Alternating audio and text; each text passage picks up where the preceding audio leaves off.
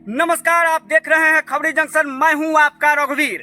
अभी मैं जिस जगह पे खड़ा हूं, इन चीज़ों को देख करके, ये वातावरण को देख करके यहाँ के नेताओं को इनसे सीख लेना चाहिए। पर्यावरण के नाम पर लाखों रुपया इधर से उधर कर दिए जाते हैं, पेड़ पौधा लगाने के नाम पर लाखों रुपया इधर से उधर कर दिए जाते हैं। इनसे सीख लेना चाहिए। ये एक रिटायर्ड शिक्षक के द्वारा किया गया ये कमाल है, जबकि लाखों लोगों को ये पेड़ पौधा डेली ऑक्सीजन देता है और कार्बन डाइऑक्साइड लेता है।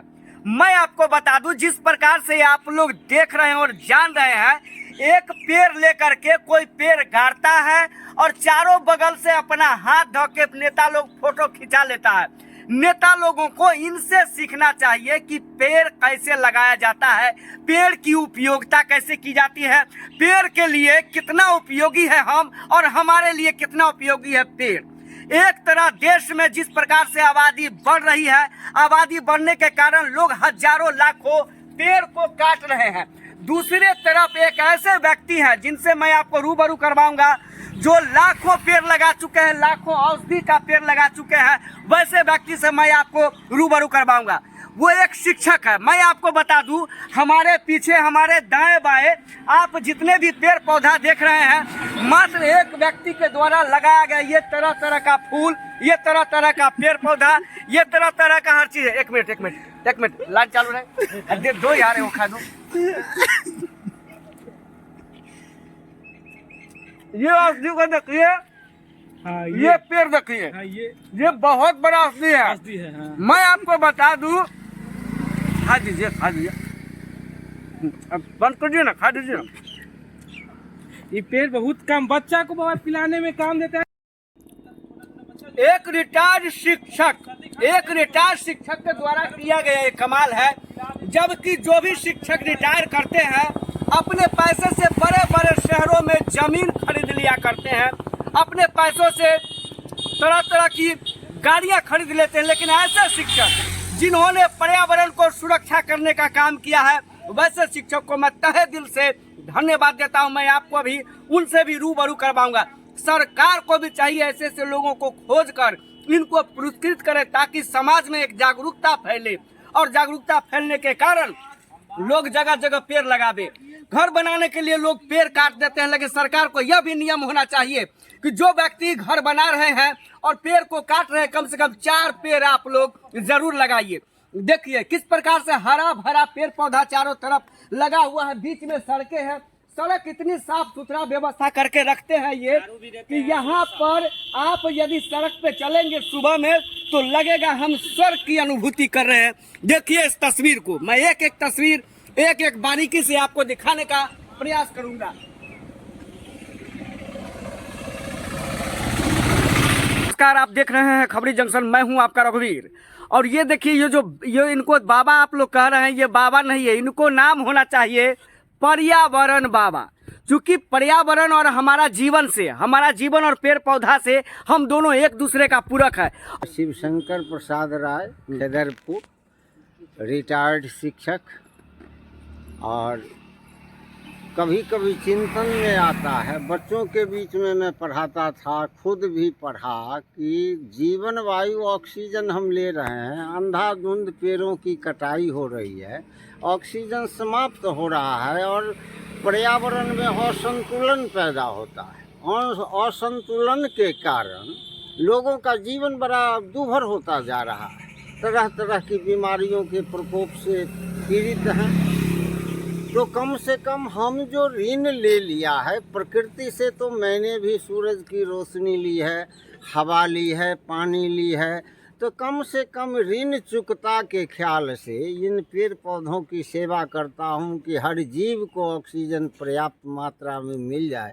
कम से कम यहाँ आने के पश्चात तो बड़ा रमणीक लगता है। मैं नहीं इसका मूल्यांकन कर रहा हूँ, आम लोग इसका मूल्यांकन कर रहे हैं, जो बड़ा अच्छा लगता है। तो हमको भी एक संतोष होता है कि एक अच्छा काम कर रहा हूँ। और देखिए ये औषधीय पौधा सभी इसमें बहुत है। एज फॉर एग्जाम्पल आप देखिए सामने ये पौधा है, इस पौधे में 2-3 चम्मच इसका रस पिला दीजिए, कृमि पेट का समाप्त, कोई खर्चा नहीं। और ऐसे बहुत है, बहुत से ऐसे पौधे हैं जिनके आयुर्वेदिक गुण मैं नहीं जानता हूँ, लेकिन बहुत से लोग आते हैं बताते हैं। एक अच्छा काम समझ के मैं करता जा रहा हूँ। अब देखिए सामने विद्यालय है, बूढ़ा आदमी मैं 68 साल का हूँ, स्वास्थ्य उतना अच्छा नहीं रहता है, झाड़ू लगाता हूँ, साफ सुथरा रखता हूँ, और विद्यालय कितना गंदा है वहाँ जाके आप देख सकते हैं। आप लाखों फूल लगाए हैं, क्या कोई एनजीओ चलाते हैं या ये नहीं। कहीं से कोई? मैं कुछ नहीं, बस स्वतः अपने बल पर, अपनी इच्छा से, किसी दबाव में नहीं। ऐसी विचार क्यों आई आपके पास? ये शुरू से ही मेरा ऐसा विचार रहा है। नौकरी से पहले भी मैं अपने दरवाजे पर बहुत बेहतरीन पौधा सब लगाता था, फूल पौधा लगाता था। आज उस करीब में मैं नहीं पहुंचा हूँ। अब यहीं रहता हूँ, एकांत में रह रहा हूँ। चौथे पर निरपका मैं अपना कमाई लगा रहा हूँ, और कमाई का छोटा सा अंश लगा रहा हूँ।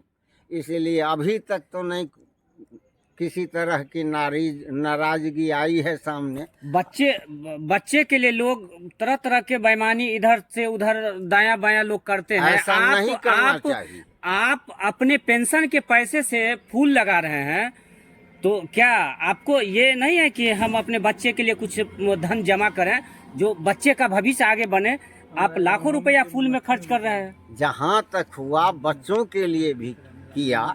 क्या समाज के प्रति हमारी जवाबदेही नहीं है? क्या राष्ट्र के प्रति हमारी जवाबदेही नहीं है? तो बच्चों के लिए भी कर रहा हूँ, समाज के लिए भी कर रहा हूँ, राष्ट्र के लिए कर रहा हूँ, पर्यावरण के लिए, वसुधैव कुटुंबकम के भाव से ये प्रयास मैं कर रहा हूँ। क्या समाज को क्या संदेश देना चाहते हैं? जिस तरह का आप कार्य कर रहे हैं, क्या समाज को उस तरह का संदेश देना चाहते हैं कि हर व्यक्ति कोई एक क्षेत्र चुन लीजिए और समाज के लिए आप कुछ कीजिए, वरना आपकी मुक्ति नहीं है। मुक्ति के लिए अब मान लीजिए, एज फॉर एग्जाम्पल, मैं बीमार हो जाता हूँ, गांव के लोग दौड़ के आते हैं। मेरा धर्म है गांव के लोगों के लिए भी कुछ दूं, तो क्या दूं? अब मैं खिला पिला नहीं सकता हूँ।